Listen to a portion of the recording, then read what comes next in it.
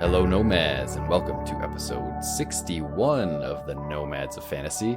I am your host for this evening, Eric, and I have with me, as always, Brandon. I'm gonna look in his face when he tries ice cream. Every time he has ice cream for the rest of his life, he's gonna see my fucking face. Oh, that's a good one. Such a sweet one. Such a sweet one. And Dave. If you ride like lightning, you're gonna crash like thunder. Yeah, baby. That was going to be my quote if I wasn't hosting this episode. I wrote that down while I was watching this. I'm like, yep, that's the quote. Yeah, who says that? I know, I was like, damn. That was pretty sweet. Yep. Well, if you don't know, which you may not, these quotes are from the movie The Place Beyond the Pines, which was released in 2013, directed by Derek Cianfrance, which I don't know. I hope that's how you say that name. It's an interesting one. Huge, big name cast in this movie for such a low budget movie. You got Ryan Gosling, Bradley Cooper, Eva Mendes, Ray Liotta, Ben Mendelsohn, Rose Byrne, Mahershala Ali. It's a stacked cast. It's nice when you can have so many people in the movie and they only have to be in a third of it, so you can have so many different people. Right. I thought about that. Hey! That's probably... Listen, that's part of the story. Spoilers. Yep. Yeah, this movie only had a budget of $15 million, which is nothing. And it only brought in $47 million at the box office, but for something with such a low budget, that's, a pretty good success. This movie was also filmed, which is kind of cool, sort of up in our neck of the woods in Schenectady, New York, Right which down is the street near Albany. If you don't know, cool. Brandon and Dave live in Buffalo, and I live a little bit closer to Rochester. Don't dox me. So it's our neck of the woods. But we'll start off with our social. I went on Twitter and just asked, have you ever seen this movie? And if you did, what did you think of it? We only got 2 replies, which I'm not surprised because I feel like not a lot of people have heard of this movie, which you guys hadn't heard of this movie, right? Before I brought it up. No. Feels like I've seen it before. Like it was oddly familiar, but I don't know. I had no recollection really of it. Yeah. I saw this movie back when it came out in theaters. Like this was the time where my now wife and I would pretty much like in the span of 2011 through like 2016, in that 5-year span, we used to go to the movies like 2-3 times a week at least. Oh, that's awesome. So we were seeing every movie that came out within that time period, and this was one of them. And like this is one of the ones that I saw that kind of like left an impact on me and that I remembered, because a lot of them I don't even remember the titles of them, but this was definitely one of the ones that stuck with me. So I wanted to bring it here because I know you guys had never seen it and never even heard of it, and I really wanted to know what you guys thought of it. And a lot of this movie I didn't even remember on my second rewatch, so it'll be interesting to talk about it. But on Twitter at Nomads of Fantasy, Film Rage says, was a good'un for sure. A good'un? A good'un, yep. Okay. Apostrophe at the end of that? Oh yeah, GOOD''N. Okay. It's a good'un. It's a good'un, sure. And then Big Nick said it could have ended better than it did. To me, it had about 4 different opportunities to end, which we will get into that as well, why that is. But yeah, I feel like with that, we'll take a little break to start out. And then after that, we will get into talking about The Place Beyond the Pines.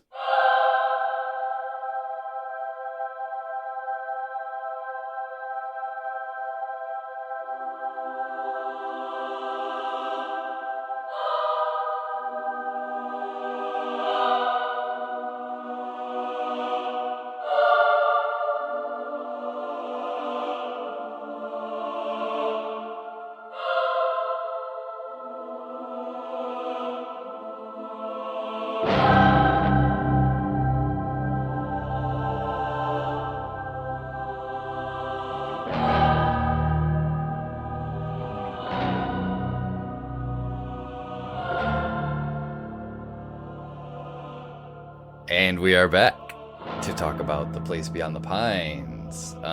Like I said, well, this movie was actually first released in 2012 in the Toronto International Film Festival, but didn't get a theatrical release until 2013. I just want to know, since you guys haven't seen this movie or heard of it, well, let me see. What did you guys think this movie was about before going in? Just based on the name. Something with a forest. Yeah, I thought it was going to be like a romance or something like that. Because it had Gosling, it had the Goss in it. Yeah. Okay, that's interesting. All right. Well, it's funny. The where the name comes from is the Iroquois name for Schenectady. It's a rough translation of the Iroquois name for Schenectady. It's a place that's beyond cool. the pines. I didn't know Yeah, that. so, Okay. Yep, a little local history there for you. But yeah, I guess after seeing the movie, what were your just raw impressions? Like when credits started rolling, what were your feelings, Brandon? You look like you got to say something. The opening shot was awesome. It was like a awesome opening shot. Is a one long take. The tracking shot, yeah, behind And the I was carnival, just Ryan Gosling. Yeah, and all the way until it goes into the cage. There's a lot of long tracking shots in this movie. I'm a sucker for that really stuff. like. Yeah. So I thought it was gonna be a movie like Drive. I thought it was gonna be like this guy on a bike and he's just gonna go around like, oh, okay, he's just gonna be a badass on a bike. I guess He kind of was. he kind of was. Yeah, he rode his bike everywhere. It was kind of his baby. Are we doing spoilers on any of this or? Oh yeah, Like, I mean it's a this is 10-year-old movie at this point, and Okay. Yeah, I don't think 'Cause you're it- listening. I- to we're this gonna unless you've we're gonna seen it. spoil the shit out of this. Yeah, Okay, 'cause- I mean we're gonna go beat by beat through the plot. It's pretty soon, so. But you didn't answer the question though. What was your What was your initial raw impression? impressions? I want raw impression after credits. before we after get into credits stuff. rolled. What were you feeling? After credits, oh man, I kind of wanted to yell at you. I was not ready for the weight that this movie Dude, had. I It's heavy. felt like I had to like hug my kids before I went to bed or something like that. I was just, Yeah. yeah, it's not a perfect movie, but No. it's a good movie with some really cool ideas. Yeah, I enjoyed it. So that's my impression. It was interesting, like the way that it's formatted, and I made the joke about you only have to pay actors for being in a third of the movie. Like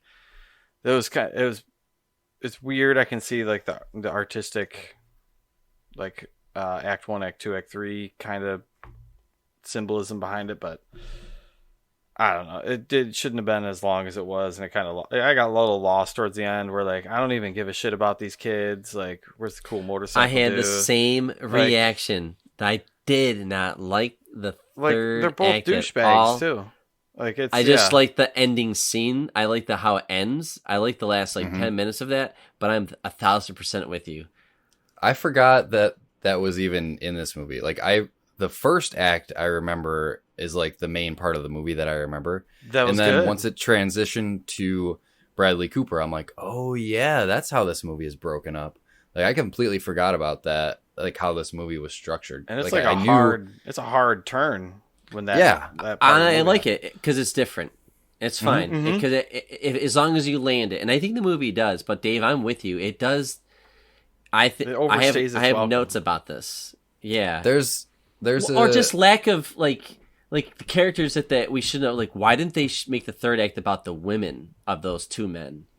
because the main themes of this movie are Father and son, legacy, Yeah. fathers and sons, masculine identity, all that stuff. That's what the director of this movie wanted to get across with these 3 different stories, like, you know, these generations, the fathers and then the sons, and seeing how that legacy carries over. I don't know, but I feel like you don't learn anything about Avery's wife, the officer's wife, at all. At least you get to spend time with was it Rosalita? Romina. Romina, yeah, Eva Romina, Mendes' thank you. character. Yeah. Eva Mendes, yes, you know, like you get to know her because you spend time with her because she kind of kicks off a lot of the events when she visits Luke. Mm-hmm. You know, but Oh, and I also didn't know that Ryan Gosling was married to Eva Mendes.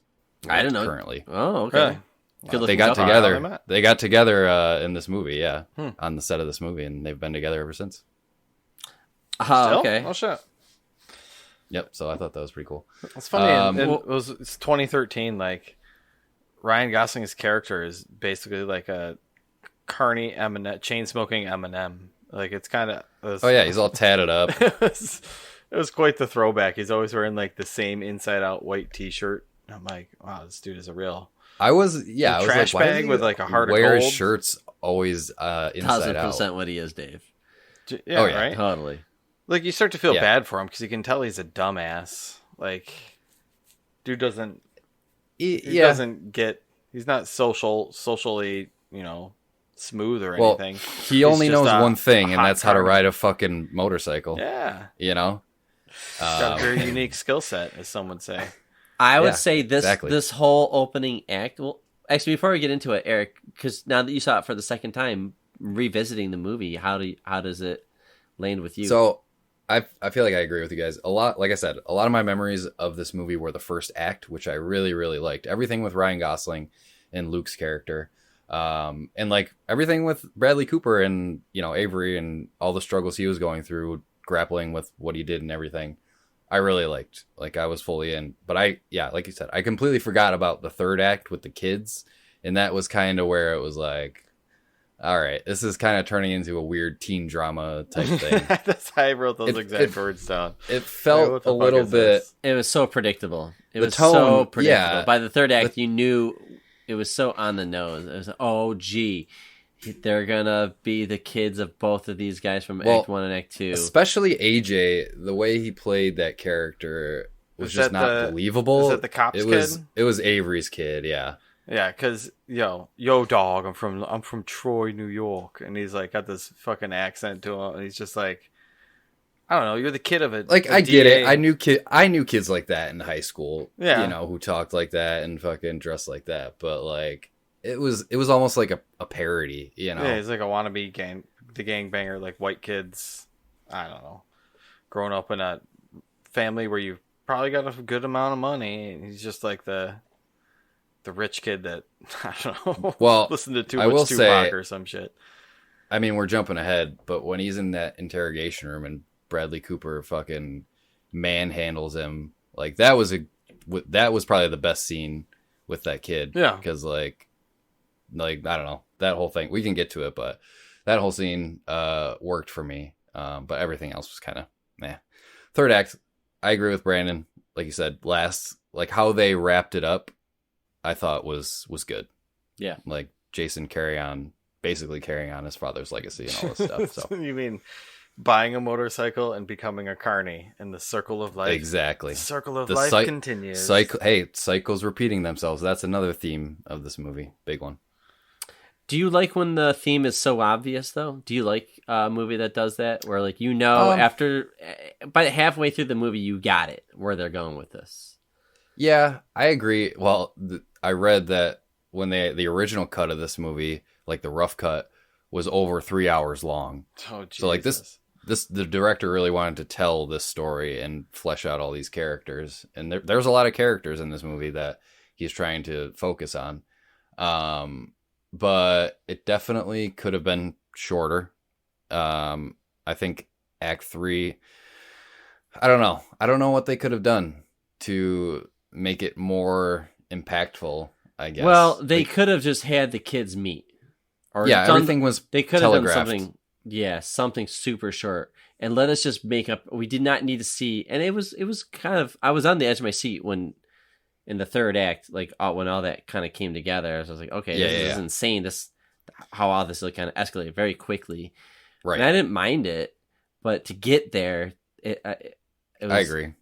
especially after the opening act, it was so good. So yeah, let's start with the opening act. Like, Let's talk about Ryan Gosling. You got carny Ryan Gosling all tatted up with his. He's looking sexy. He's smoking in front of He's so children. cool. He doesn't give a fuck. Yeah, he is. He's a, He does smoke in front of kids. yeah, Dude, and he's like handing out autographs, you can tell he barely He's knows so how good. to write. By the way, he's writing them too. It's like Jesus. Guys. Well, all his tattoos were in that same writing that he wrote, the autograph down with. It's like that, okay. I that didn't catch weird, that. edgy lettering. Looked like, I don't know, fucking Metallica or something. But he did have yeah. that Ride the Lightning T-shirt on a lot too. It was like Metallica T-shirt or white T-shirt, like Yep. the two his go-tos. But Mm-hmm. no, that first shot was super good, the long tracking one, and then all the way up to his bikes, and then you can tell like the way the camera angles and lets him ride by on the right side. That's when they're switching out the rider, and stuff like that. Yeah. Right. But they kept it all in one shot though, which was super cool. An interesting little tidbit that I learned while researching this movie. Apparently, when all the riders are going around in that globe, for the original shot, the cinematographer stood inside the globe to capture the footage, but he got hit in the head by a bike and suffered a concussion. Oh. So after he recovered from that, they're like, all right, we can't do that anymore. We got to film it from outside. But that would have been a cool shot if he was inside, The underappreciated cameraman, Yeah, man. Going above and beyond. But I guess basically Act 1, he finds out he has a baby from Eva Mendes. Or, Romina. Which, this timeline is confusing a little bit to me. Because they meet... I mean, they had met before, right? When the carnival was in town last year for the summer carnival, right? But they met again, right? And they don't show them like hooking up or anything at that point. No, they met before the movie starts, like a year ago. But listen, their son is only 1 year old. Yeah. So that means they had to have done it in that first section, but they didn't show it. He just gave her a ride home and that was it. It was just weird to me that No, you're remembering it wrong. So they met. No, because I remember this specifically. I know they met. They met the year before. I know this. Yeah. But he came back. They hooked up a year before. She got pregnant. He came back a year later, right? Yeah. I thought he came back a year later after the second time they met. I swear it was like another year jump. Because he said he was leaving. He said he was leaving that night. Yeah. And then he came back again. I don't know. Maybe I'm crazy, but I swear that there was another year jump after the initial meeting that we saw in the movie. Right. So they met. When she visits him, and she's got her like nipples like really like kind of going through the shirt. Right. It was like the thinnest. She's already had the kid at that point. She just wants him to know that, and she doesn't know why. She's just compelled to let him know that, hey, you need to know that you have a child. That's it. He just happens to be leaving. So then that's it. And then when he's like, all right, well, okay. And then he decides not to because he's just had a reality check. I'm going to be the dad that I never had. And that's when he doesn't go. And that's when he's just bebopping around because he's not following the show. He comes back the next night and the grandma tells him that he has a kid, basically. Okay. And that's why that's where I was confused because the way that they filmed it, that night when he drops her off, I thought he already left that night, and then when he came back, I thought it was another year later. Carney's got to run. Carnival runs for like a week. You got to do that same Ball of Death trap every night. I will just say that confused me, but now it makes more sense now that you've explained it. Right, but anyway, so it might be a little bit weird, but but that's how he kind of more or less discovers, holy shit, there's a new life there for me. So it just hits him. What I like about it is the following scene when he's trying to get in that baby's life, and they're like, we just want you to know that the baby exists, but you don't need to be the dad. We already have a dad in the picture. But he follows them to the church, and it's like really good acting. It's like a really beautiful shot, and he's sitting in the back, and he's just watching, and he just starts tearing up and stuff like that. And you really get connected to this character. You think he's actually going to get his fucking life together and stop being a deadbeat carny riding motorcycles everywhere? Right. What does he do? Well, he did the only thing he could do, I guess, in his situation. What was he doing, though? Just riding through the woods and just met a hillbilly? Yeah, how him and Rob met was a little weird. Because he's ripping through the woods on his motorcycle. And then Rob comes up on his quad.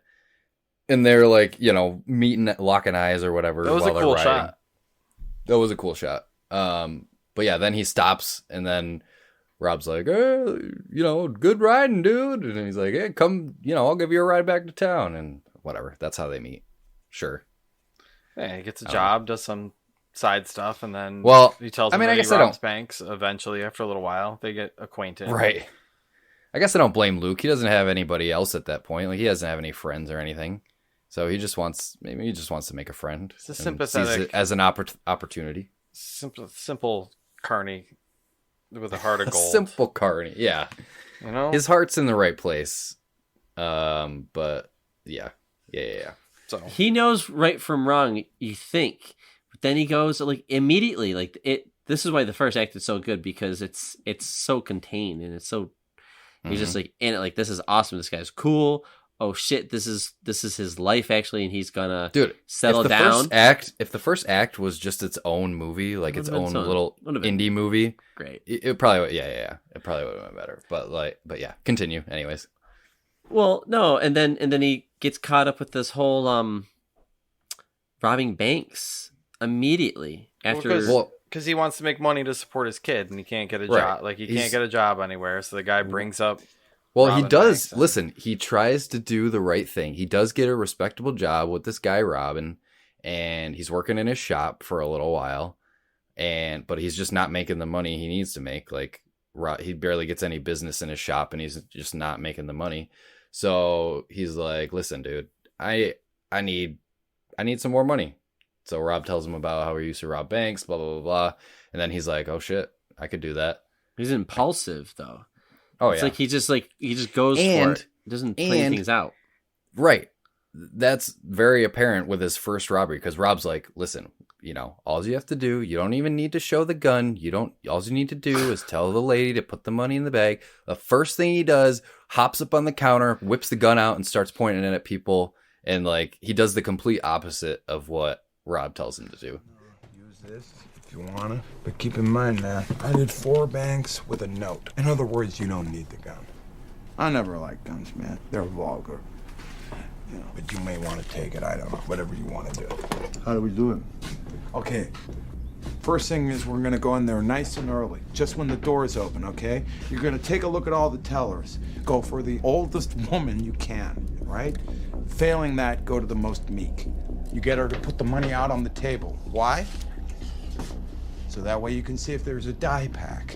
You put it in your pocket. You don't hand anything over to them. You don't show them the gun, and you go. Get on your bike. I'll be about 4 blocks away. Ride it into the truck. Bam, we're home. We're done. We're rich.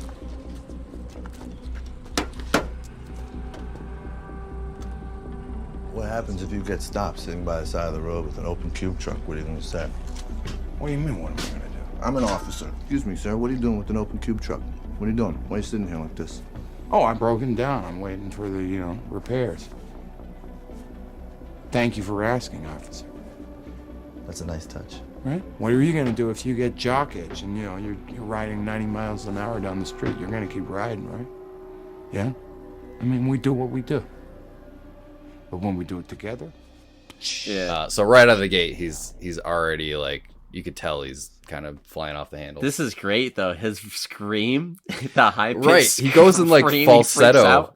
Yeah, he's, like, falsetto while he's screaming at all these people. It's not as...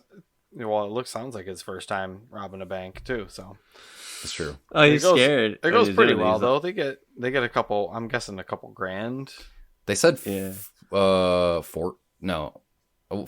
was 14 one of the halls. One of the halls was 14 like the first grand, one. He starts puking in the back. Yeah. Yep. He pukes after the heist. And then things after that. After, like, the first robbery, things kind of seem to start going Luke's way a little bit. Like, he gets back with Ro, kind of. Yeah. Like, he's starting to get back in. And this is when he goes out to the ice cream place. He says, Brandon's quote, he wants to be the one to feed him ice cream for his first time. He's talking about his son. He gets to spend a little time with his son. And then things start to turn once he gets a little too comfortable, buys all the stuff for his kid and starts setting up the crib. And seems like it took like 2 days in their house there. Like, I'm gonna just come on in, hold my kid. Yep. Like you can tell he has no idea what he's doing with the kid either, because like the kid's just flopping around on the bed or whatever. Yeah, he's like, dude, you're gonna roll off the bed. Well, don't put him on the fucking bed, dude.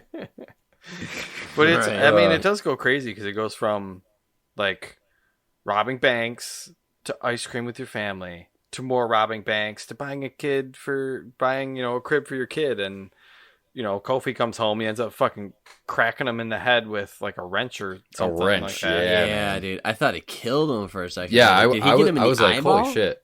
Yeah, I thought he was dead. So I don't know. It's a very turbulent life that Luke lives, I guess you could say. But He's just impulsive. He just doesn't think things through. He just lives in the moment. lives his life a quarter mile at a time, one would say. And don't fuck with his bike, man. Don't fuck with his bike. Yeah, Hey, that's what happens next. Is like he wants to rob two banks in one day. Rob tells him you're an idiot. Don't do that shit. Why? Why? And then he goes and cuts his bike in half. Like that's kind of a dick move. I get it. He's trying to stop. Yeah, he's trying to prevent him from being an idiot. You don't He's rub trying to another save him man's from rhubarb. himself. You don't mow another man's lawn. You don't cut another man's bike in half. Like that seems like it was a step too far right there. Rub another man's rhubarb. I haven't heard that one before. It's classic Joker line.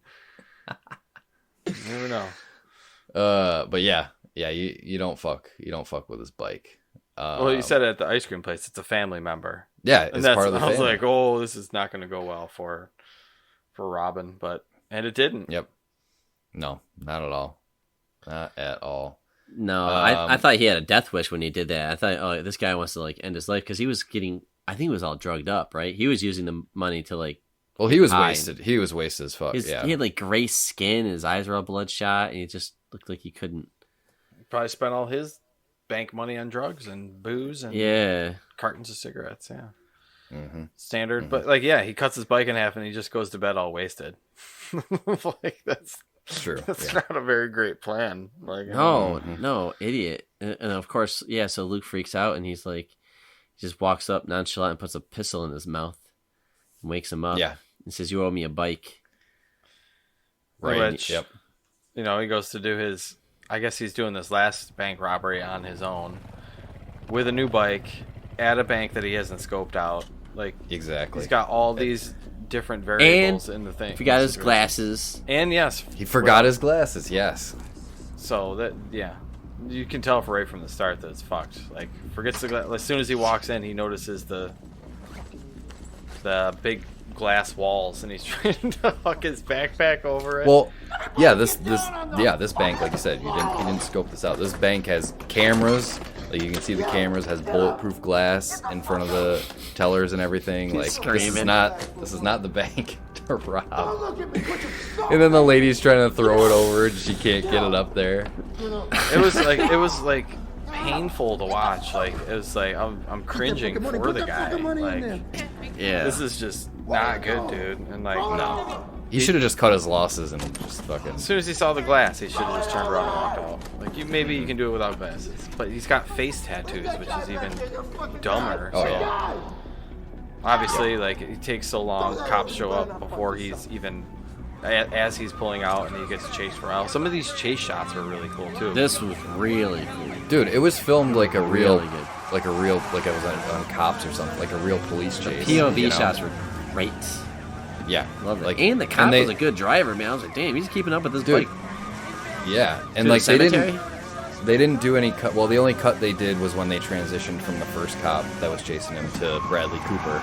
So they cut Avery, cut there, and then the whole time when Bradley Cooper Avery was chasing him, there was no cuts, So once he crashed and then he ran into the house, that's the only time it cut away to the next scene. So it felt really cool. It felt like a real police chase, Guy just doesn't know when to call it quits. Like, dude, you fucking going on burning the candle at both ends, and he kind of does a home invasion, kicks everybody out, calls Roe on the phone, says, "Don't tell my kid about me," and then Bradley Cooper, which for a cop, like I don't know what it was. They made him look really young. They gave him like the short haircut, and they made him shave with a razor, so it looked like a little baby face. Yeah, he was supposed to be. Yeah, he's clean new cut. on Yeah, he's fresh. Yeah, he's a rookie.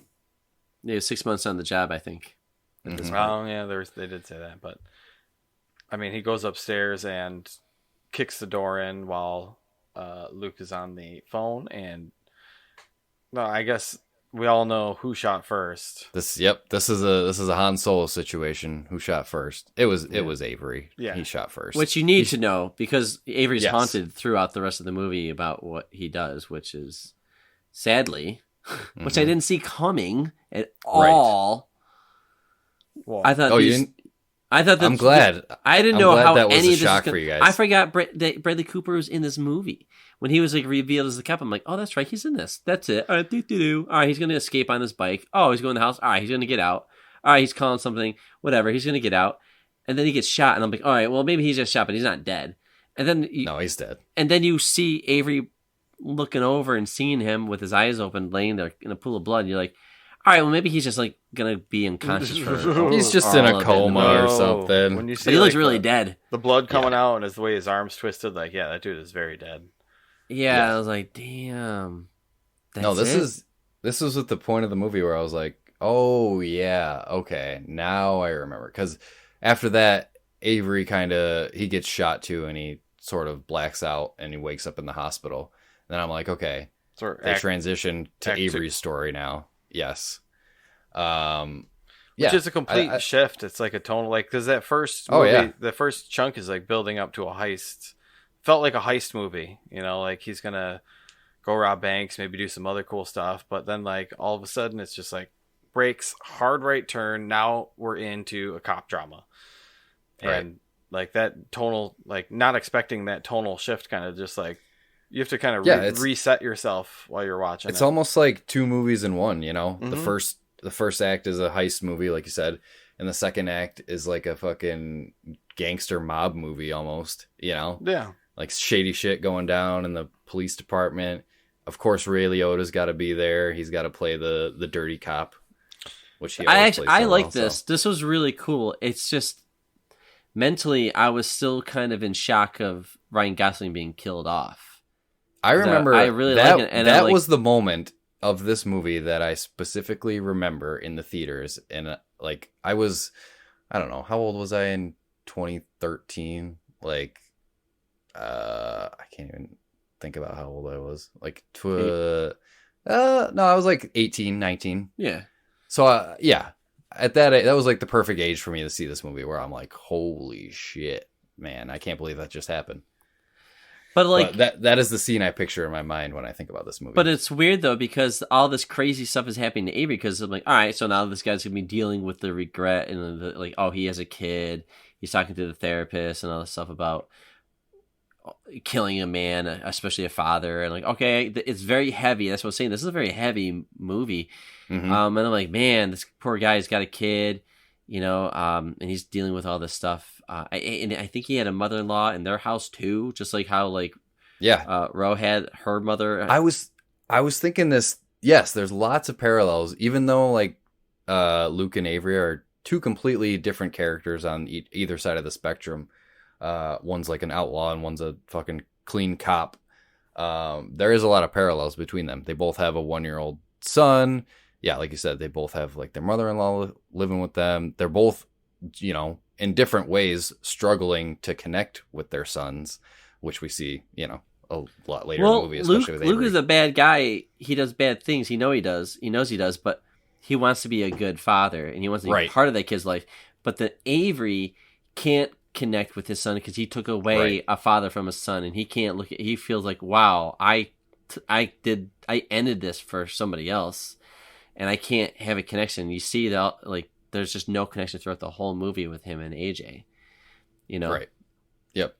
But it's cool though. Like the Ray Liotta stuff is cool when he shows up. I thought they were going to like a strip joint.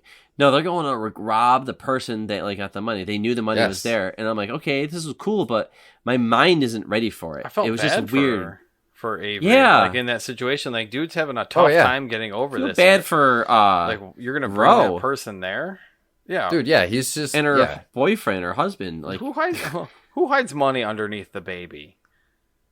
Well, you hide it closest to the heart. The baby. That's where. Yep. That's where they knew to look.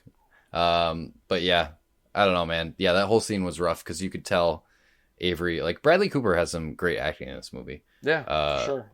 You could tell that he was super uncomfortable in that situation. He didn't feel good about any of that. Like he he's trying to start his career off right, trying to be a clean cop and everything, and he's getting all this praise for being a hero, but he doesn't feel like a hero because he knows what really happened in that situation. Yeah. And it's like he was almost hoping that he got convicted of something. You could tell like when the chief, I think, says like they deemed it lawful, like he breathed a sigh of relief, but he knows in his mind, like he knows he fucked up, and he has to live with that. Well, they knew too. It seemed like they knew too. Right. Somehow they knew. I mean, judging by the other shit that's going down in that police department, they probably just scrubbed it from the record, But there's no real way to know. I mean, you got 2 witnesses and one of them's dead on the ground, so it's true. It's pretty much what he says goes, but it's it was interesting though. Like that, there's some good tension in this act between when they're going into the house and looking for baby. There's some good tension there.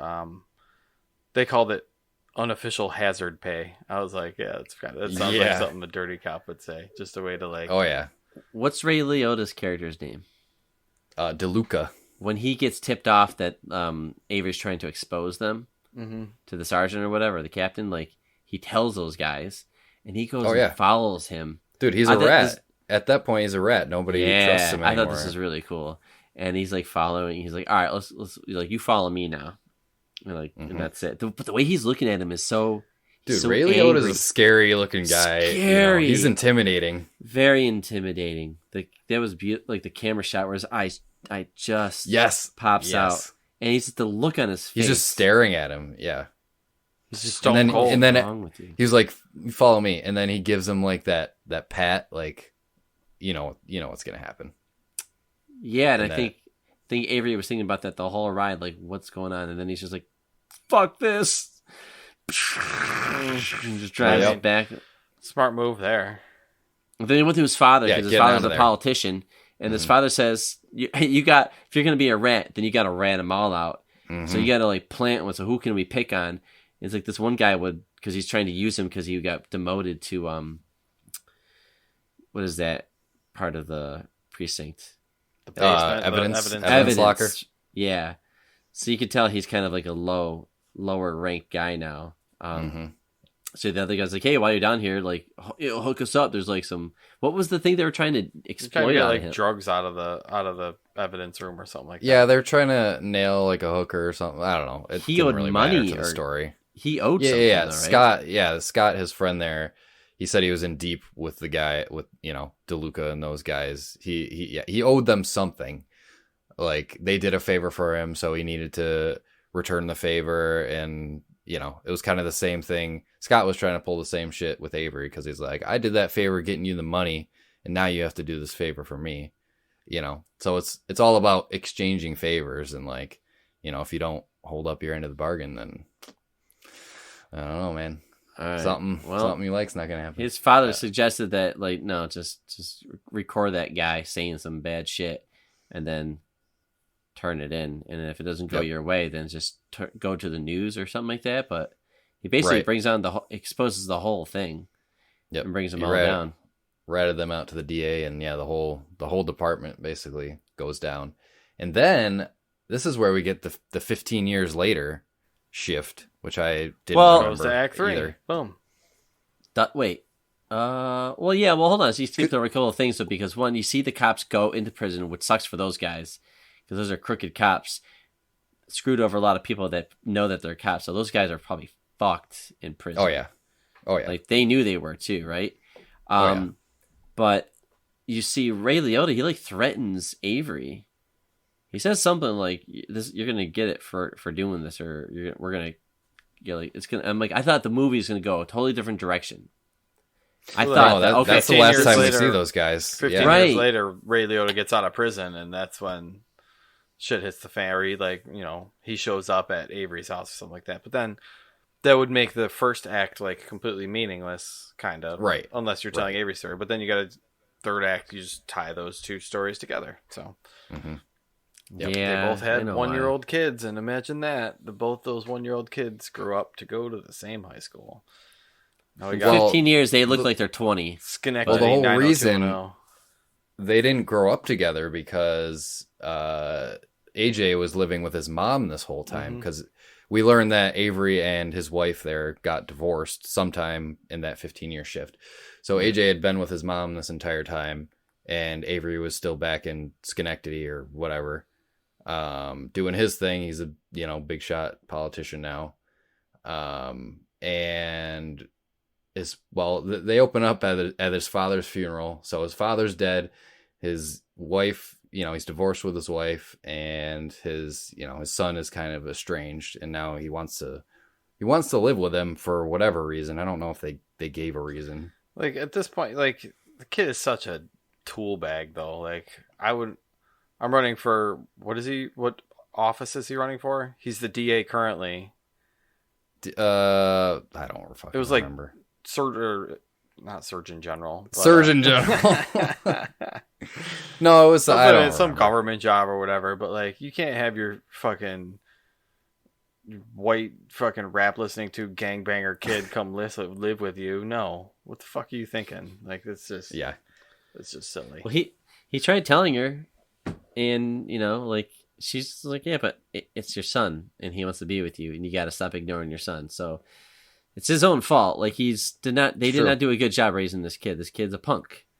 Absolutely. He grew up in a broken home. Clearly his father neglected him.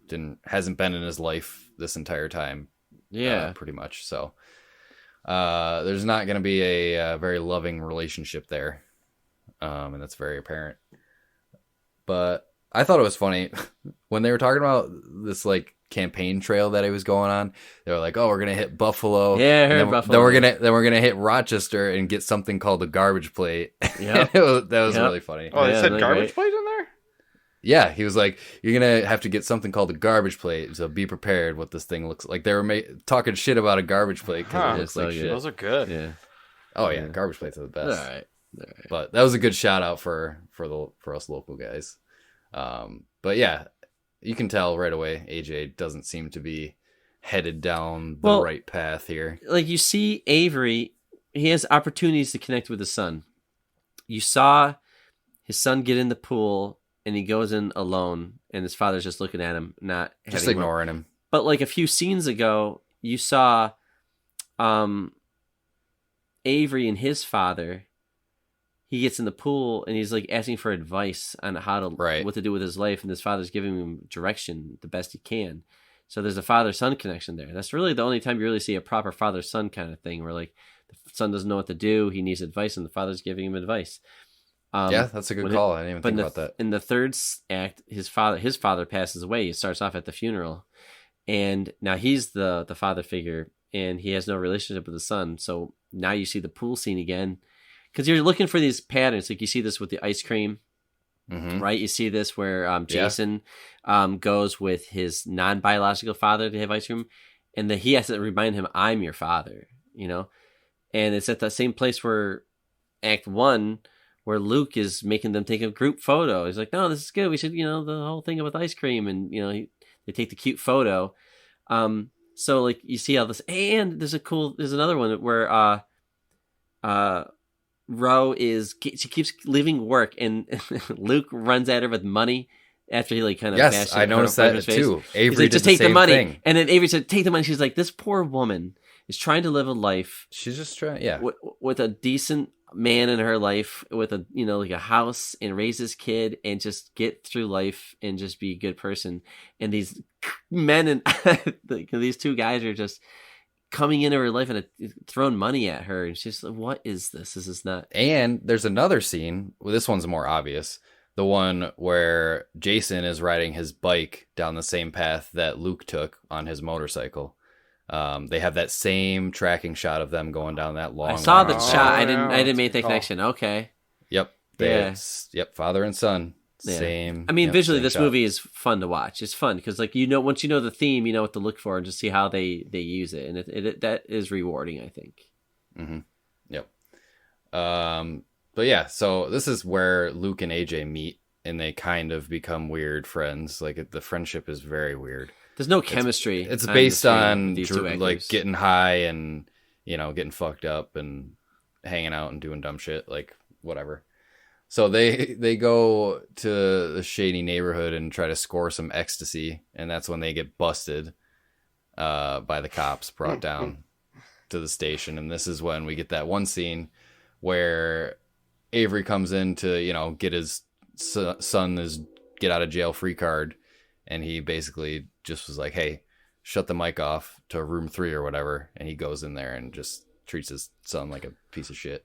But he catches the name of Jason, and he knows the name that's 'cause when he's he haunted by him. learns. That's why he did it. Yeah, because he's like, not him. Don't fucking go near that kid ever again. Yeah.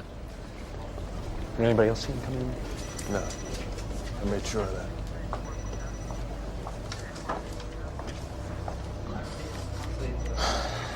Did you get any sense that he knew this kid, or Yeah? Friends? just the two of them? Yeah. Okay. What's this other kid's name? Jason Cancan. Got busted a few years ago for shoplifting. What's his name? Jason Cancan? Another aimless youth.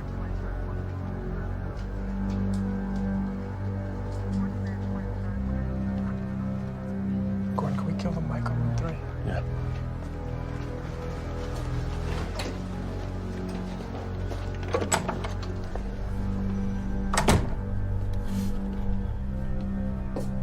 Dad, I fucked up, and I know you don't have time to deal with this stuff right now. Not him, okay? What? I want you to leave him alone. All right? Okay. Why? Wipe that fucking smirk off your face. You hear me? I want you to leave that fucking kid alone, all right? Look at me. Look at me. You wanted to come live with me, right? You think this is easy for me? During this time? Huh? I'm trying to make this work. I'm doing it. For you. You can have anything you want, but I don't want you to touch that kid. You leave him alone. Do you understand me? Say yes. Yes. Look at me and say yes. Yes. Because he felt bad, or because he knew that he's a dirty, carny child? Just because he knew he didn't want to dredge that shit up again. I know. Well, Because he's just dirty carny. and the thing is, like, Jason didn't want to be friends with with AJ at all. It was AJ going to him constantly, like, Right. talking to him and pressuring him. Jason was trying to avoid this as much as he could. Mm-hmm. You know. Yep. Yeah. And this is after that, AJ kind of brushes off Jason a little bit, because they're like, you know, his dad tells him not to talk to him at all, blah blah blah, and Jason kind of gets put off by that. And then after that, that's where we get the ice cream scene, and Jason's really wanting to know more about his dad. He starts asking about him, and then he just asks Kofi, like, if you can't tell me anything, can you at least tell me his name? And that's the one little nugget he needed to go on his whole researching spree of, like, you know, figuring out who his dad was, what happened to him, who did it, all this stuff. And that's what kind of sends him down this a little bit of a revenge path. Which, I don't know. Like, yeah, you just met the kid. Like, you kind of know his backstory now. Like, that's the weird part about this third act, is because they're brand new characters, but you know both of their backstories already, like, as you meet them. Right. Like, some of their friendship is kind of, I don't know, convenient and weird, and he ends up, what's the kid? Ends up finding out, Googling his dad's name. Google did exist back then. Well, yeah, this was, in the time jump, it's 2012. Like, the year when the movie started, it was 1995 or whatever. And then some time passed, and then it was 15 years later. But they got up to current day, essentially. Sure. Yeah, but, goes, where does he find out? He finds Robin's place, doesn't he? And he goes out. Yeah, he tracks down Robin. That's right. Robin, who hasn't aged a day in 15 years. There's not even, like, a gray hair on the man's head. They didn't That's what alcohol will do to you. It'll preserve your body. He looked exactly the same. He looked better. He looked like he was cleaned up. Right? Yeah. He was, like, slurring his That's words. probably why. Yeah. So he gives him the rundown. I don't know. He gives him this, like, he's such a weird, like, he's just a weird dude. Robin. He is, like, yeah. He's like, Well, try I really on the like glasses if you want to, and he's like, try them on, put them on, come on, try. Like, it's This, just like he's a weird, he's just a little schizo kind of. I don't know. Ben Mendelsohn, the guy that plays him, is really good. He's a good actor. Yeah, he's cool. And I really liked his performance in this movie because he is kind of the weird fucking backwoods dude. He lives in like a trailer out in the middle of nowhere, and he's got this shop like that nobody goes to. So he's kind of a little bit of an outcast, which I mean Luke was as well. So that's kind of why they got on with each other. Yeah, I mean, when he met Luke, he was just like, "Yo, you need a place to stay. What are you, a drifter? Here, I'll give you a place to work, give you to live, a trailer." Yeah, what the fuck? He did hook him up pretty well. Like, here's a job, here's a place to stay. Like, random dude I met riding a bike in the woods. Right. Come hang out in my place. Right. Wow, you're really good on that bike. You want to live with me? Just, two weirdos deserve each other. That's true. Yeah. Yeah. This is the point where I forget how Jason and AJ they meet up again in school or whatever, and they're trying to squash the beef. Thug Kid's being an asshole. Yeah, he's being a dick, and like he's like, listen, I want to squash this, blah blah blah, and Jason's like, okay, it's fine, and he's like, no, you got to get me some oxys, and first he's like, come to my party. First he's like, come to my party, and Jason's like, I don't really want to. Come to my party. Okay, I'll come to your party. Oh, and don't forget to bring some oxys. And he's like, what the fuck are you talking about? And he's like, yeah, he basically says, you owe me for this shit. So, yeah, he pressured him to get the ecstasy, which got him in jail. Right. Then he's pressuring him to get this oxy, so now he has to go rob from a pharmacist. I don't know why he owes him, because he brought him to a place where they got busted. I don't understand why he owes him. He's just a bully. He's just a bully. Yeah, he's just a spoiled, arrogant, entitled piece of shit. You gotta make right. it click. No. Yeah, that sounds about. That's about sums him We up. ain't seeing shit. Yeah. That sounds Good. Robbing the pharmacy. Or he just has some daddy issues, and his daddy wasn't there for him. Alright, sounds like a fucking. Well, yeah, he didn't have a dad to... Which, I mean, this is what this whole movie is about, Yeah. 2.5 hours of daddy issues. Exactly. Pretty much sums That's it up. exactly what I was thinking. Yep. Like, but going to a pharmacy, sneaking in, and like just looking through the shelves. Oh, here's some oxys. I'll take these right off the shelf. Dude, yeah, he's like snuck right behind the counter. It's a Schedule 1 narcotic. Like, that shit's got to be under lock and key, locked up. That's like, what just pick it up off the shelf and walk away. I don't know. That pharmacist though, he almost got him. He fucking. I thought he was gonna tackle him. You piece of shit! Get back here! Tackle him off his goddamn bike. Because I'm sure that comes out of his pocket. I'm sure. So. Oh yeah. So he gets maybe they figure a small. Well, I was gonna say maybe they figure a small town they don't gotta lock that shit up, but that's probably where you gotta lock it up more with all the fucking meth heads and junkies out there. Out in the country. Oh. Goes to the anyways, goes to the party. Yeah, the party happens. And for a new kid, this dude has got a house party. I mean, this is like classic movie house party where it's like wall people. If you were like, listen, I'm throwing a house, like even if nobody knew this kid and he was like, he told a couple people, hey, my dad's got a mansion. We could fucking have a great house. We could have an awesome house party here. There's gonna be drugs. There's gonna be free alcohol, like all this shit. Of course every fucking teenager in that high school is gonna flock there. So none of these kids were actually his friends. They just wanted free drugs and alcohol to get fucked up. Yeah, that's what you do in high school. Who's throwing the party? Because we'll all just be there. Right. I saw everybody smoking in the house too, and I'm like, there's no way they're cleaning this fucking house up. I was gonna say that's what I always think of party scenes in movies. Like everything gets trashed and like everyone's puking and having sex on the floors and the beds. I'm like, right. There's no way you're gonna clean that shit up. That many people smoking cigarettes in a house too. It's gonna stink for like the next month or two. Like, yeah. Yeah. Dad comes home. Did you have a party? No. Oh, okay. Must have been your aunt must have been visiting yesterday with the cigarettes. Yeah. Stupid. Yeah, that's funny. But yeah, it is stereotypical high school party in a movie. And I always think about I've gone to a couple parties, but I've never been to a party like that before. You know, like nothing Not that crazy. and if it is crazy, it's not in a nice house. It's like in some like barn some or like some shitty garage or something. Yeah, something like where you can smoke and get a little bit crazier and cut loose and shit. Not a fucking mansion. Where No. Oh, this is a nice kitchen. Let me just light up a cigarette. I've never been to a mansion party. No. Yeah, I guess that's the problem. Maybe I've just never been to a mansion all the time.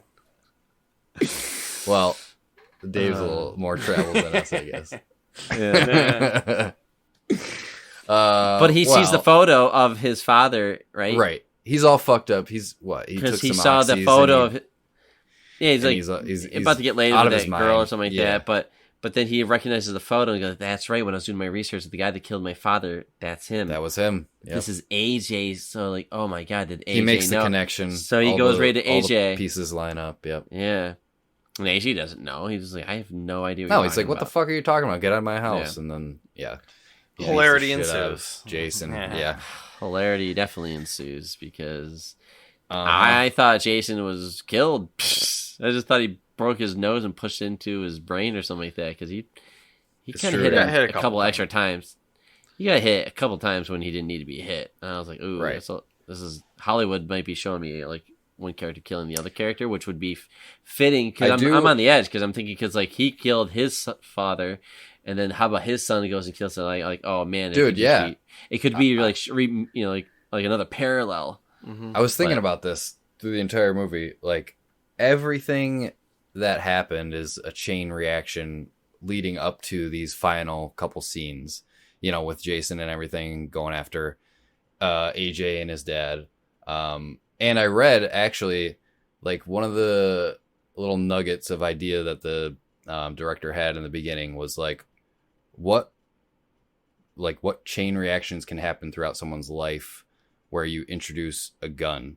So like the entire thing started was with Robin giving Luke a gun, and that kind of gives him a catalyst to rob the bank, and robbing the bank, you know, gets the cops after him. Then Avery tracks him down, shoots. So like everything is a chain reaction. Everything from the beginning of the movie all the way up to the end. Sure. Yeah. You know, is leading up to this moment. So I don't know. I like that through line through the entire movie, and you know, Well, the fact that theme. he filmed it chronologically, so you just literally see at this this scene. There's no flashbacks. There's no memories. There's no none of that. The next scene happens after what you just saw. And No, until it I do ends. appreciate this because sometimes movies with complex stories like this can, you know, get confusing. But he laid it out in a way like there's really no opportunity to get confused about what's going on here. You know, like he beat by beat, it's like, oh yeah, this connects back to something that happened at the beginning of the movie. You know, it's easy to make those connections. But when Jason kind of gets when he wakes up, he's full of rage, right? And he gets the pistol from the hood, and then he Ditches his mom at the hospital. I'm like, Right. dude, get some balls on And you. if you think about it, that's the last time he sees his mom. yeah. Like who knows ever, maybe, I don't know. Well, yeah, we don't know, but he goes right to AJ and finds her in his house, and we don't know at the time, but he does, you know, and he knocks him out, I guess, but he does. Right, you something don't to him. right, you think maybe he shot him or, you know, killed, because he's just lying. The last scene where we see AJ before we know what happened to him, he's just lying on the floor, and he closes Yeah. the door and leaves him in the room, and then he Right. goes after Avery. And he takes and Avery for a ride, right? He also, that's another parallel shot. That's Yeah. kind of the same. I don't know if it is actually the same path that Deluca took Avery on. It looked like in it's the same. But it looked like it was like the same path. So like, that's another parallel, you know. Avery Going out to fucked the up, woods. and he's, you know, Is that the place beyond the thinking pines? he's gonna meet his, yeah. Well, technically, like, whatever, Schenectady is, but it's true. Out there is beyond the pines. It's in the pines. That's where everybody does their murdering, in the pines. But yeah, both times Avery thinks he's like, this is where it's all gonna end for him. And then he just, well, once Jason gets him down on his knees out in the woods there, he just breaks down. That was a good he scene. Please just I like that Yeah. scene. It was pretty tense. You didn't It's know all what was coming gonna to a happen. head. It's all coming to a head, and Avery realizes that he fucked up in his life in a lot of ways. You know, not just with Luke's death and everything, but as a father and as a husband and, you know, all that stuff. I think it's all just kind of flooding him at that moment. So, Jason is looking at Avery. He knows that Avery killed his father. He knows he's messed up because of Avery. He doesn't kill Avery because he asked for the money. Is that when he sees the photo, or no? Or does he see the photo? He sees it after, because he tells him to give him his wallet, and then after Jason decides not to shoot him, he runs away, and as he's running, he opens the wallet, sees the photo. He gives a because brief he apologized. That's what it was. Right. He said, Avery "I'm sorry." apologized. That's why. Yeah, That's yeah. all he Called him by needed to his hear. name. He said Jason at some point in there. Yeah, he did. Okay. Yeah, And yeah. that's what I think kind of like he knows that he knows. Like, kind of right. thing. He knows exactly. Yeah, he knows. And exactly it turns what out he that did. even, and which is nice because then it quickly shows that Jason isn't actually that bad. Like he's done some bad things. Obviously, like robbing, for drugs and stuff like that. But influenced, I guess, maybe by others to do bad things. But this is his moment to do a good thing or bad thing. He could have killed AJ and he could have killed Avery, and he chose not to. Mm-hmm. And then he just leaves his life behind and starts a whole new life. Yep. On his bike, where his father started on a bike. Yeah. I think it ends really well. A bit poetic. It is. Some might say too poetic. Artistic. Like he's and following. poetic and He's all following in his father's footsteps. He's continuing his legacy. that. Like Of he's even being a got dumb the carny. glasses and everything. Yeah, being a dumb carny. You don't know. Maybe he's not going to join the carnival, but he's out on the open road with his bike, and that's. I'm sure he's not going to be writing any great novels or anything like that. He's just going to right. probably Who knows? drift from town to town. Drifter. Yeah. Yep. I don't know. As the movie went on, I cared less and less. Avery's story was all right. In the beginning, I was most invested with the heist stuff and Luke and his kid, and then with the kids at the end, I could really care less. I mean, it was more of just the, wrapping it up, putting a bow on it, getting all your father-son symbolism in and metaphors and all that stuff, and being on its It's way. like going on a roller coaster, and all the sweet loops and hills are in the very beginning, and then the rest of it is just kind of just scenic. You just kind of just slowly going around. It's just like that was a One thing really I- hard at turns. the end. Yeah. I guess I don't know how, because the last scene we get with AJ and Avery is Avery winning his whatever politician spot he was running for. Oh, He it brought wins everything in perspective for them. They both appreciated their lives because Jason spared their lives. Right. So that Jason's definitely life brought was them closer. Ruined because his father was killed because Avery shot too soon, didn't assess the situation. He just shot the guy, and he broke their family. Right. Broken home, right? Broken life. But what Jason's act was to kill, but he doesn't kill. And then because of that, he does that nod. They actually love each other. You can see that, there's a bond now. Because you could see that Avery, all Avery wanted to know was before he died, is my kid alive? Did you kill my son? And he hasn't thought about his son like that in a long time. But then after this, when he's spared it, it's just like the same thing happened to Luke. Luke was living an entirely different life. And then when he found out he had a kid, it's just a wall. He's just like, this is my life now. And I think sometimes you just need a wake-up call. And I think that's what happened. Avery, he was just going down a path that just didn't have his son in there because he didn't have his father anymore and he didn't have his wife anymore, so he's just doing his own thing. But Jason came along, and again, the son of the guy that made you go down this path is the one that puts you back. It's like, no, you're supposed to be a good guy and a loving father, so it's crazy how the incident with the father made him go on one path, but then his son ends up putting him back on the path of being a loving father. Crazy how that works, but Yeah. so that's the good part. That's why this movie ends well, because it does end well. It's just that third act is just fucking boring. It's Well, it's like the not too long. It twists things a little bit too, because not all bad guys are good. Not all people that are good guys are actually good guys. Some are, dirty cops, or you think like, the carny's just like a trashy dude that's in a carnival, but he's actually like a nice guy and he's trying to do good, but he just doesn't, he can't do it the right way, I guess. Yeah, there's a silver linings playbook to everything. Oh wait, that's another Bradley Cooper movie. Sorry, so that was bad. But it's true though. There is a silver lining to everything. Everything's not black and white. There's a lot of shades of gray in this movie with the characters. Pretty much all of them do good things and bad things. All the main ones, anyways. I feel like the wives, the partners, are the only the good ones, like Ro and Avery's wife. Ro. They're just straight up victims. They Right. don't get. You see, like even like the treatment of Avery's wife, she's just sitting there taking it. Dude, yeah. These guys, I know exactly what you're talking about. Like, you guys are scumbags. Well, what the fuck are you supposed to say to Ray Liotta when he's like, "Oh yeah, your husband can go out, right? Yeah, we're taking him. Oh, it'll be quick. Yeah." So like, yeah.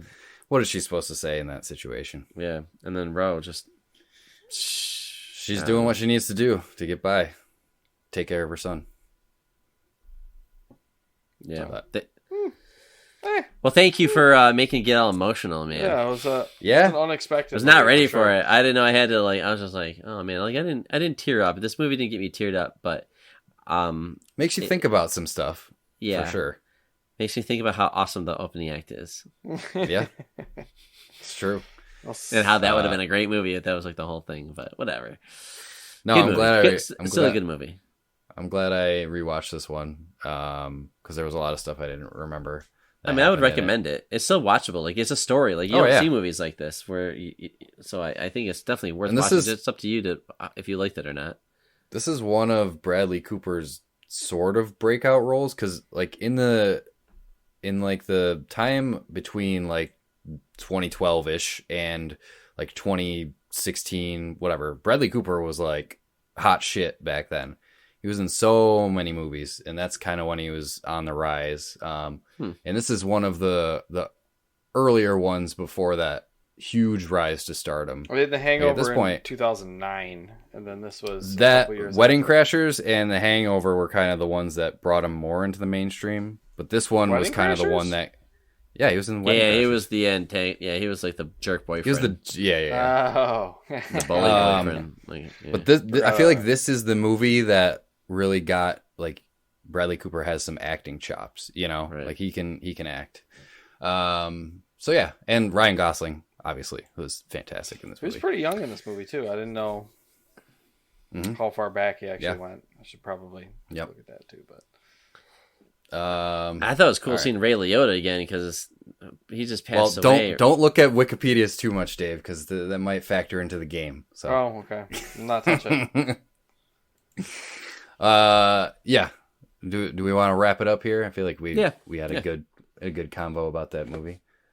Glad you guys enjoyed it for the most part. I'm glad you guys got to watch it. And I hope that by doing this, more people will hear about this movie and be like, what the hell is it? And watch it, because I feel like it's not that well known. And I think it deserves more recognition. So if you've never seen it, I don't know if you've listened to this entire thing for some reason and haven't seen this movie, then go watch it. But we're going to take a little break and then we'll come back with a little game. It should be a quick one. This was a long conversation, so it'll be a quick, nice little game after this, but we'll be back.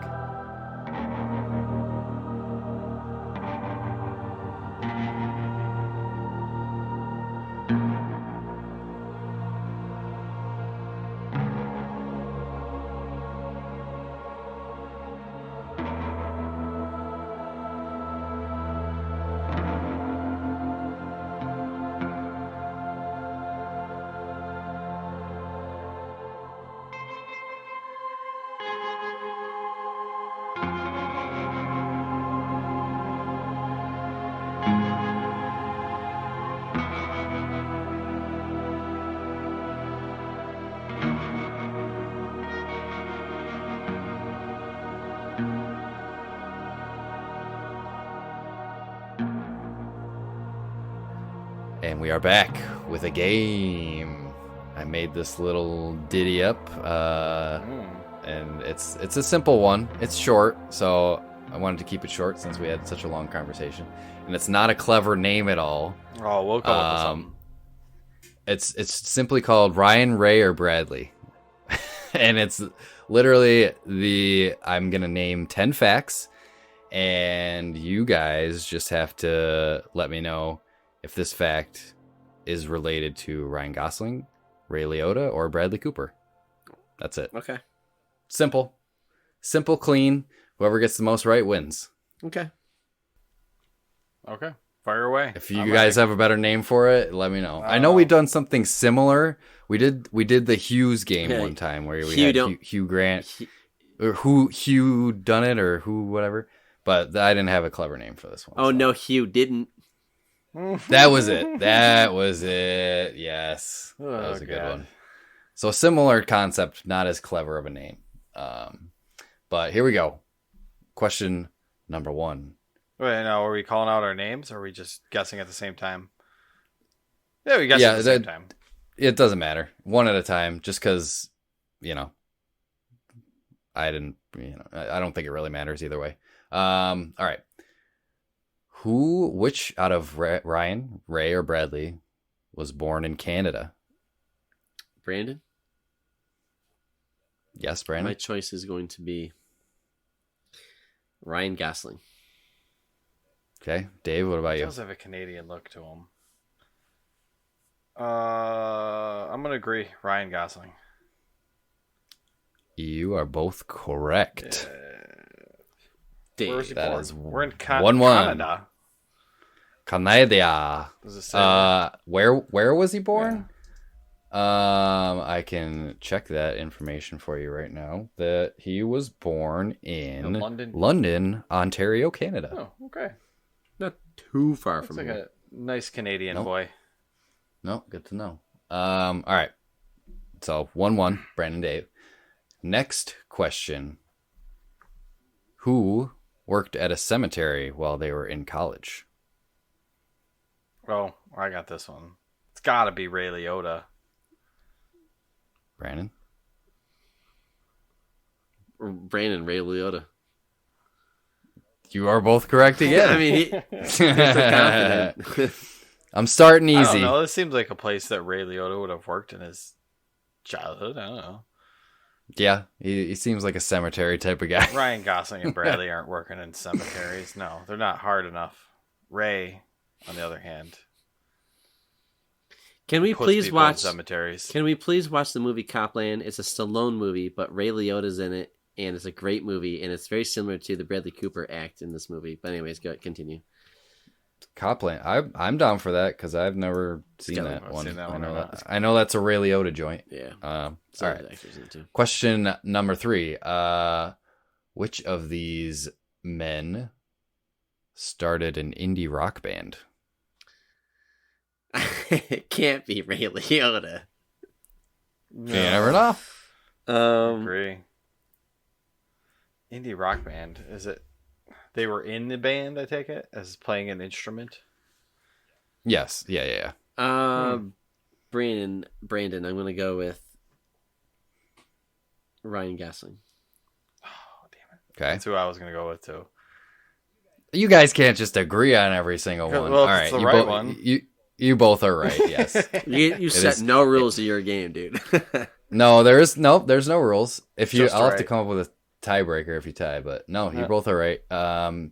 They formed it in like 2009. It's called Dead Man's Bones. Ooh. With him and his buddy. Just two of them? Yeah, they're still going. Yep, just a 2-man band. Sweet. Canadian rock. So you both got 3 points. All right, next one. Which of these actors has won the most awards? Oh, I'll take this one. Yes, first. Please. I mean, Ray's got the longer career, but I don't know if he's winning awards for being in like gangster flicks and documentary or like that kind of shit. So I'm gonna say Bradley. Yeah, Brandon Bradley. Oh, fuck you guys. You both got it right. All right. So it hurts being right so often. All right. Well, each got 4 points. I'm sure one of these will trip you up. There's one that's out of left field, so I think that one will probably be the one. All right. Let's see. So we got that one. Which of these actors was adopted at 6 months old? 6 months old.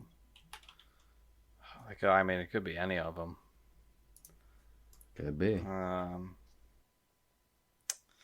Canada, they don't give away their babies, so can't be Ryan. Brandon, I'm picking Ray Liotta. Oh, goddamn. Okay. I want to do the same. I'm gonna pick Ray Liotta as well. You both got it right again. Yeah, I knew it. All you right. gotta have some trauma in your to have that kind of. Yeah, like I agree. He's pulling out deep, dark emotions with that hard ass exterior. Like he's chiseled from stone, not cut from cotton candy. Yeah. All right, you both got 5 points. Which of these actors dated Sandra Bullock? Dave. I think Dave? it's not Ray. You never know. I don't think so.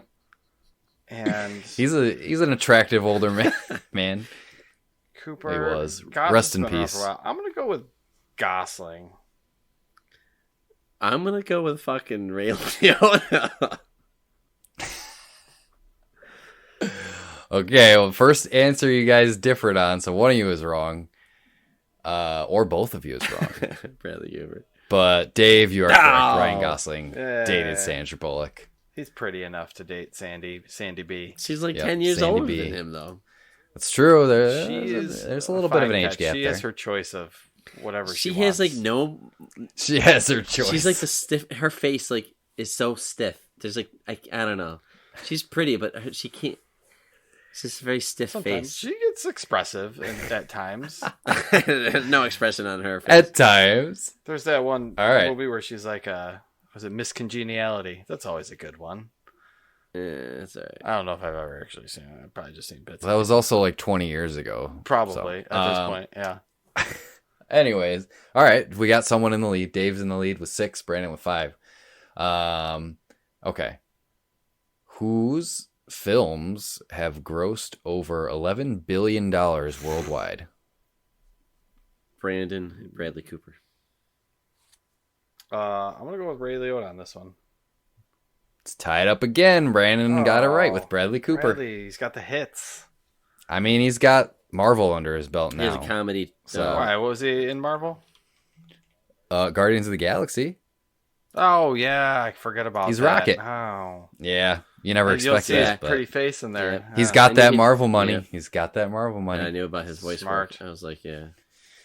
Maybe Ray Liotta was in some voice. I was thinking of all Ray Liotta's movies put together. Like, there's got to be a hefty chunk of change. So that was just my theory. Yep. That was yeah. So tied up again at 6. 3 more questions. Well, actually, no. Yeah, 3 more questions left because each of you got one wrong. All right. Which of these actors bought a Moroccan restaurant? Brandon Ray Liotta. When in doubt, Ray.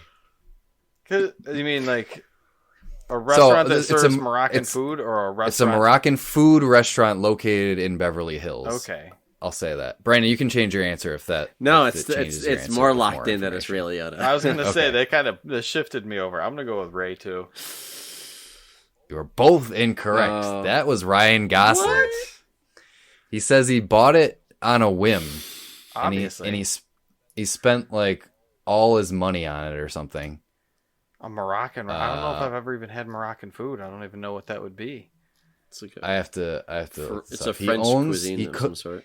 He co-owns Tagine, a Moroccan restaurant in Beverly Hills. He bought the restaurant on an impulse and said that he spent all his money on it, spent a year doing renovation work on itself, and now oversees the restaurant's menus. So it's still going strong. I'm going to have to Google if there's a Moroccan restaurant here. All right, so both of you guys got that wrong. Still tied up at 6. All right. Was that the Twister one, or is this coming up one? That was a Twister one. All right, this one. Which actor was named sexiest man alive? Whoa, that's not really. Listen, Ray Liotta. Back in the Sexy man. back in the 80s, he could have been. We don't know when this. I don't know when Sexiest Man Alive started, but we don't know what year this was.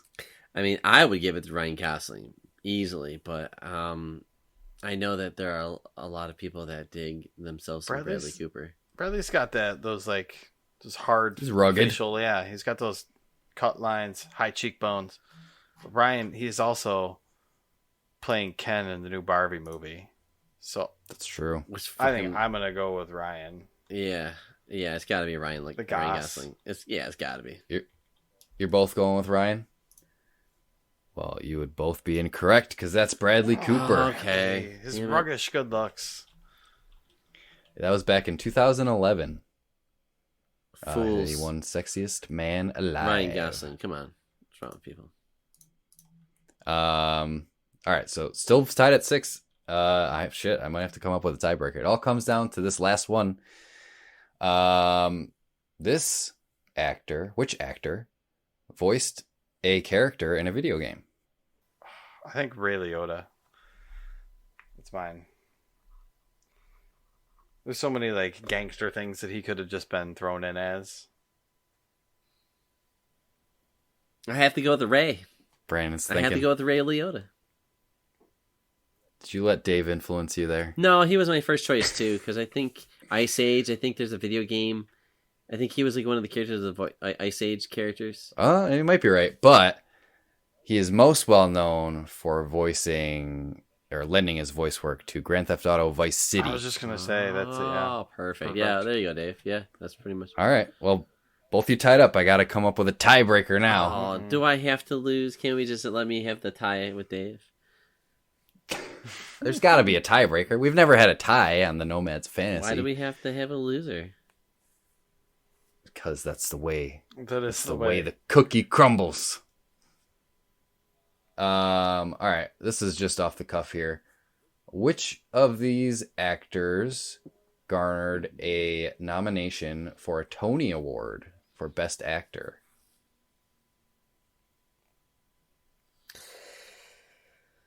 What's a Tony? I got mine. What is that? It's a musical. It's a musical, yeah, right? Okay. It's stage, like Broadway. Broadway, yeah. okay. I'm gonna go with fucking Bradley Cooper, right? Didn't he just do like some movie with Lady Gaga? He did. That's what I was going to, but that's a movie. I don't want to drag this on. Did they not like do like a musical number too, or some kind of Broadway shit? They had that. Yeah, but it's not a musical. Sometimes actors do the movie. It's not then a stage show. All right, fine. I'll end this. Then the fucking Really, Ryan, go with your gut. Go with your gut. Stick to your whatever answer. you want. I want to say Bradley Cooper too, though. Oh. Make Eric keep working. Well, Eric, so hold on a second, because you said Ryan Gosling's in a band. Maybe he did some kind of Broadway punk rock band thing, but I don't know. Bradley Cooper. Listen, Ray Liotta's been around a long time. I don't know. Yeah, does he sing? Maybe. I don't know. All right, fuck you. You're both right with Bradley Cooper. Mm-hmm. This is the Elephant Man. Oh, I forgot in 2014. Yeah. Okay. Well, I'm gonna come up with a really difficult one now. I'm looking at Moroccan menus. There's a lot of lamb on Moroccan. Well, that's a big staple. That's a big staple. Baby animal. There's just something called salta, and it doesn't have any description. I have no idea what it is. All right. I was going to use this one, but I didn't. So this is backup. Which of these actors, this could be any of them. This is a crapshoot. Which of this actors struggled with substance abuse and alcoholism? Ray Liotta. I know. I know, Ray Liotta. I guess I'll just go with Ryan Gosling then. Just so we can end this. Fuck. You're both wrong. This is Bradley Cooper. What was he All right, you know what? with? Alcohol, you said? This is our tie. Alcohol and substance abuse. This is the first tie in the Nomads of Fantasy. I'm not dragging it out. That's why I always do like I You always do both a number one. are at doing the end. so good. Yeah.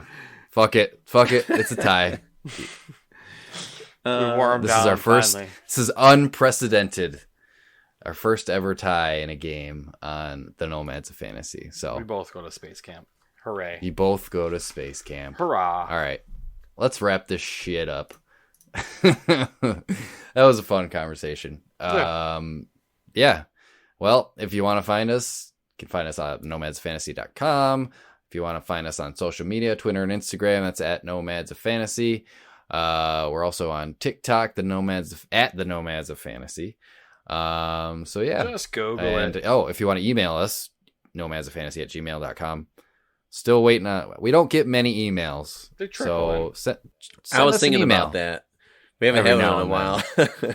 I don't know how many people get to this point in the show, but I've said it before. If you're listening to this, nomadsoffantasy@gmail.com, send us an email. It could be literally anything, and we'll read it on the show. I don't care what it is, as long as it's not like racist or stuff like that. But literally anything else, I will read on the show. I've read spam email on the show before. So, all right, let's get out of here. Yeah, as always, safe travels, Nomads. Peace out.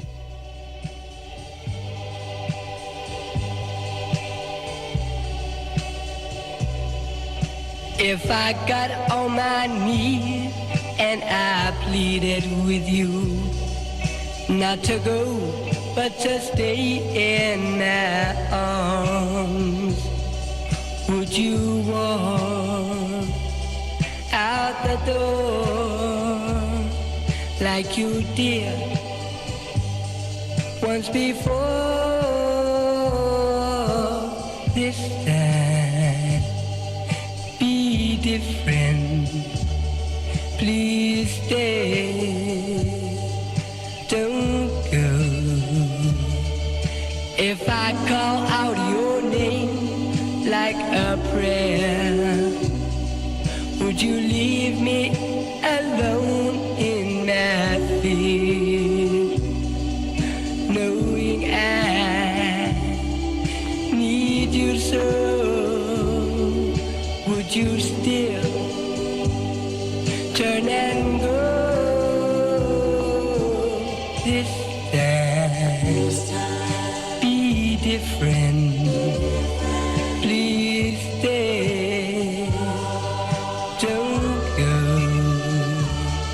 please stay. I love you before I even knew your name, and I wanted to give you my heart, but now you came back after leaving me one time. You ever had ice cream? Not yet. You fucking kidding me? He's still a baby. Bullshit. What kind of house are you running? No ice cream? Why can't he have that? It's not like he can't have it, he just hasn't had it. Can I give it to him? Wanna give him ice cream? Yeah. I want to do something with him that's his first time. And look in his face when he tries ice cream. Every time he has ice cream for the rest of his life, he's gonna see my fucking face.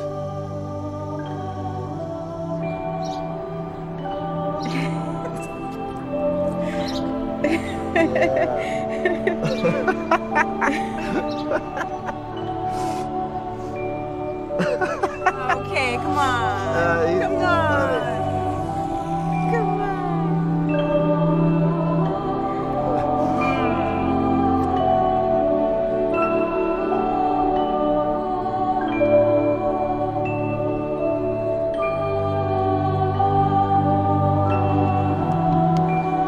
Want to hear it on?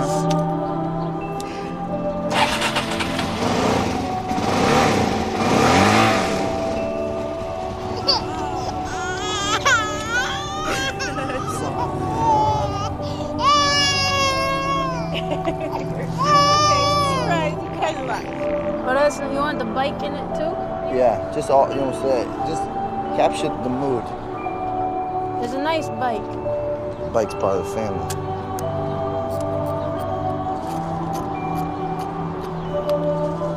You want another one?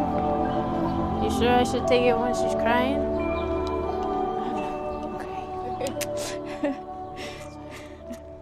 That's a good trick.